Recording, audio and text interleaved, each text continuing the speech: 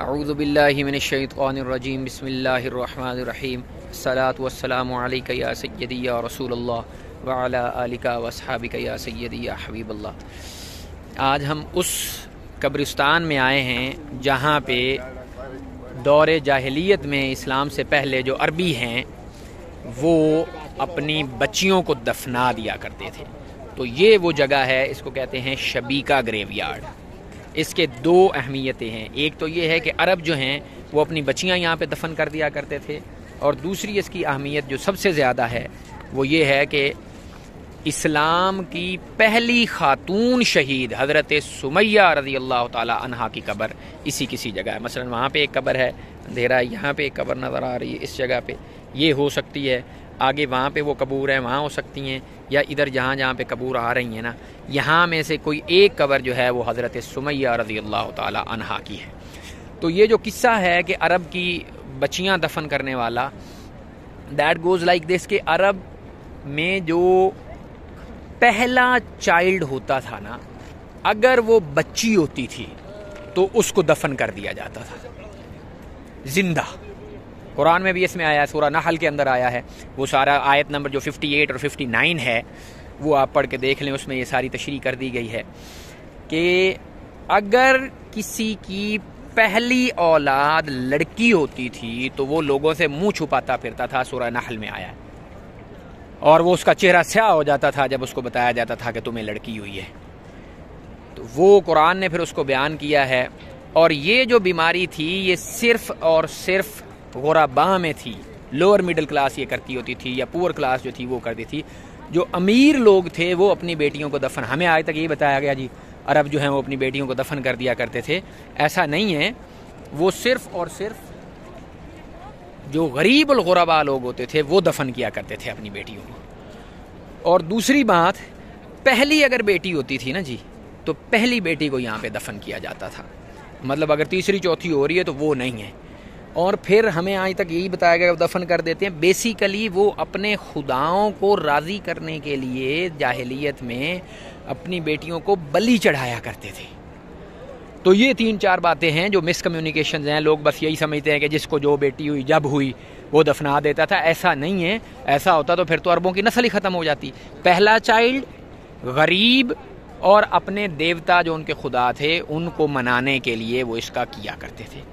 اب تاریخ جو ہے نا وہ کوئی بانجھ نہیں ہے، اس کی لوکیشن میں آپ کو پہلے تو بتا دوں، یہ بالکل جو مسجد حرام ہے اس کی جو یہ شہافات والی ایکسٹینشن ہے، یہ والی، یہ بالکل اس کے سامنے ہے۔ یہ آپ کو سامنے حرم نظر آ رہا ہے، اور یہ ادھر اگر آپ دیکھیں تو یہ دار التقوی جو ہوٹل ہے اس کے ساتھ ہے بالکل، اور پیچھے وہ کلاک ٹاور ہے، اور یہ دار التقوی کے ساتھ ادھر ہی اس کا نام ہے جی شبیکہ گریو یارڈ ہے۔ اگر آپ گوگل کے اوپر بھی لکھیں گے تو اس کی لوکیشن آ جائے گی، بالکل حرم سے جیسے ہی آپ باہر نکلتے ہیں تو یہ سامنے ہے۔ تو میں بات کر رہا تھا کہ تاریخ جو ہے وہ کوئی بانجھ نہیں ہے، تاریخ نے ہمیشہ اچھے بندے پیدا کیے ہیں۔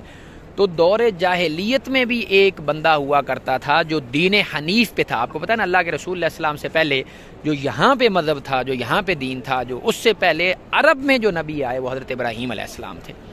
تو کچھ لوگ ابھی بھی تھے جنہوں نے بتوں کی پوجا اس طرح سے شروع نہیں کی تھی، اور وہ ابھی بھی دین ابراہیم کے پیروکار تھے۔ انہی میں سے ایک بندہ تھا جس کا نام تھا زید ابن عمر ابن نفیل۔ تو زید ابن عمر جو تھا اس کے بارے میں آتا ہے روایات میں کہ وہ اس ٹائم بھی بچیوں کو سیو کرنے کے لیے جدوجہد کیا کرتا تھا۔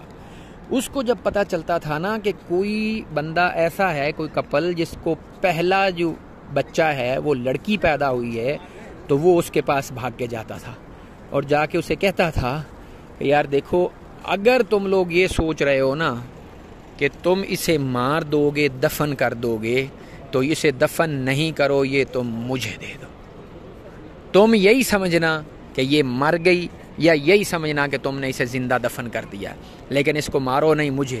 اس طرح سے اس نے، روایتوں میں آتا ہے کہ ہزاروں کے حساب سے جو لڑکیاں ہیں اس کا اس نے دفاع کیا، ان کو بچیوں کو لے کے جاتا تھا، ان کی پرورش کرتا تھا، اور اگر کوئی بندہ اس کے پاس آتا جس کی اپنی اولاد نہیں ہوتی تو وہ اپنی ذمہ داری کے اوپر پھر اس کو بھی دے دیا کرتا تھا۔ تو اس سے لوگ پوچھا کرتے تھے کہ زید تو کس مذہب کا پیروکار ہے؟ تو وہ کہتا تھا میں اسی مذہب کا پیروکار ہوں جس کا ابراہیم پیروکار تھا۔ تو کس خدا کی عبادت کرتا ہے؟ تو وہ کہتا تھا میں اسی خدا کی عبادت کرتا ہوں جس کی ابراہیم عبادت کیا کرتا تھا۔ تو اس وقت پہ بھی یہ لوگ جو تھے کچھ دین حنیف کے اوپر موجود تھے۔ دوسری جو اس کی اہمیت میں نے آپ کو بتائی وہ ہے کہ حضرت سمیہ رضی اللہ تعالی عنہا، ان کی قبر انہی قبور میں سے کسی جگہ پہ ہے۔ حضرت سمیہ رضی اللہ تعالی عنہا جو ہیں وہ ایک غلام تھیں، اسلام شروع میں اسلام لے کے آئیں، پھر وہ آزاد ہو گئیں۔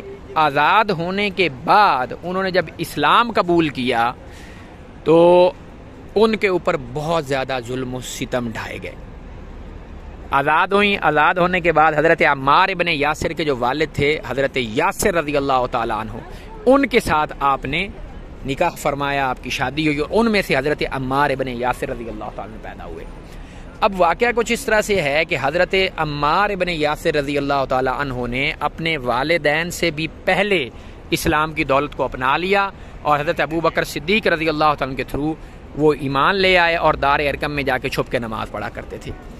ان کے اماں ابا کو شک ہوا کہ یہ ہمارا بیٹا جو عمار ہے یہ کہیں غائب رہ رہا ہے آج کل۔ انہوں نے اس سے پوچھا تو حضرت عمار نے موقع جان کے کہ یار یہ بڑا اچھا موقع، اسی بہانے میں ان کو دعوت و تبلیغ کر دوں، تو انہوں نے کہا ہاں ابا اور اماں، میں نے اسلام کی دولت کو پا لیا ہے اور اب میں مسلمان ہو گیا۔ تو انہوں نے کہا کہ اسلام کو ہمارے سامنے پیش کرو۔ انہوں نے پیش کیا تو وہ متاثر ہو، انہوں نے اسلام قبول کر لیا۔ جب اسلام قبول کر لیا تو حضرت سمیہ رضی اللہ تعالی عنہا نے بڑے شاندار طریقے سے اعلان کہا کہ یار میں آج سے مسلمان ہو گئی۔ تو جب یہ پتہ چلا تو ابو جہل جو تھا انہیں پتا تھا کہ یہ ہماری غلام ہے اور غلام رہی ہے پہلے، تو اس کے اس طرح سے قبیلے کی کوئی پروٹیکشن تو ہے نہیں، اس نے حضرت یاسر، حضرت عمار اور حضرت سمیہ مطلب میاں بیوی اور بیٹے کو کھمبوں کے ساتھ باندھ دیا، اور وہ کئی عرصے تک بندھے رہے۔ اللہ کے رسول علیہ الصلوۃ والسلام پاس سے گزرتے تھے، آپ کی آنکھوں میں آنسو ہوتے تھے، اور اللہ کے رسول علیہ الصلوۃ والسلام فرمایا کرتے تھے او یاسر کی فیملی، اے یاسر کا خاندان، تو صبر رکھ، انشاءاللہ اللہ تمہیں جنت میں میرے ساتھ ملا دے گا ساروں۔ اور پھر اسی طرح سے ہوا کہ ایک دن ابو جہل گزرا، ابو جہل آیا تو حضرت سمیہ رضی اللہ تعالیٰ عنہ نے فرمایا تو جو مرضی کر لے، اب ایمان ہمارے اندر راسخ ہو چکا ہوا ہے، تو ہمارے دل سے ایمان کی دولت نہیں چھین سکتا۔ تو اس نے دیکھا کہ یار ایک غلام ہے اور اس کی اتنی ہمت ہے کہ ابو الحکم کے سامنے وہ اس طرح کی بات کرے، قریش کے سردار کے سامنے اس طرح کی بات کرے، تو اس نے کہتے ہیں کہ پول سے حضرت سمیہ کو اتار کے زمین پہ پھینکا، اور ان کے جو پرائیویٹ پارٹس تھے وہاں پہ تیر مارا اور وہ شہید ہو گئے، اللہ سے جا ملی۔ اور وہی اللہ کے رسول علیہ السلام نے جو فرمایا کہ اے یاسر کی فیملی تو صبر کر، انشاءاللہ اللہ جنت میں تجھے میرے ساتھ ملا دے گا، وہ شہید ہو گئی۔ جب وہ شہید ہوں گی تو ان کے جو ہسبینڈ تھے حضرت یاسر رضی اللہ تعالیٰ عنہ، انہوں نے شور و غل کیا، چلانا شروع کر دیا، برا بھلا کہنا شروع کر دیا ابو جہل کو۔ تو ابو جہل کو ان پہ بھی غصہ آیا، ان کو بھی پول سے اتارا اور اتار کے ان کو بھی زمین پہ گرایا، ٹھڈے مارنے شروع کر دیے، اور اسی حالت میں حضرت یاسر رضی اللہ تعالیٰ عنہ بھی شہید ہو گئے۔ تو میاں بیوی اس طرح سے شہید ہو گئے۔ حضرت سمیہ رضی اللہ عنہ کے بارے میں کہا جاتا ہے کہ ان کی قبر یہاں پہ۔ اس کے بعد حضرت عمار جو تھے وہ بچے تھے، ان کو چھوڑ دیا گیا، اور وہ پھر بعد میں جا کے جنگ صفین جب ہوئی ہے اس وقت مولا علی کرم اللہ وجہ الکریم کی طرف سے لڑتے ہوئے شہید ہو گئے۔ اور ان کے بارے میں حدیث عمار بڑی مشہور ہے کہ اللہ کے رسول اللہ صلی اللہ علیہ وسلم نے حضرت عمار کے لیے فرمایا کہ عمار تمہیں ایک باغی گروہ قتل کرے گا۔ تو یہ تھا ہمارا آج کی زیارت تھی۔ یہ بالکل اگر آپ ادھر آنا چاہیں تو جیسے ہی آپ نماز پڑھ کے نکلتے ہیں، وہ کنگ فہد گیٹ ہے ادھر، وہ سامنے والا وہ کنگ فہد ہے، اور یہ ملک عبدالعزیز گیٹ ہے۔ یہاں سے آپ نکلیں گے تو نہیں جی پتہ نہیں ہے بالکل ہمارے علاقے میں، تو ادھر جو ہے آپ سامنے سے نکلیں تو یہ گریو یارڈ ہے، وہ دیوار نیچے ہے تو آپ کو وہاں سے نظر نہیں آئے گا، تو اس پل پہ آپ کو آنا پڑے گا۔ پل کے اوپر اگر آپ آئیں گے تو یہاں سے آپ کو یہ سارا گریو یارڈ جو ہے نظر آ جائے گا۔ یہ تھا ہمارا آج کا ولاگ، امید ہے آپ کو پسند آیا ہوگا۔ میں آج کل عمرے پہ آیا ہوا ہوں، اگر آپ مزید اس طرح کی ویڈیوز دیکھنا چاہتے ہیں تو چینل کو سبسکرائب کر لیں۔ انشاءاللہ عید کے بعد میں نے جانا ہے، ابھی ہم 15-20 دن جو ہیں وہ ادھر ہی ہیں۔ وما علینا الا البلاغ۔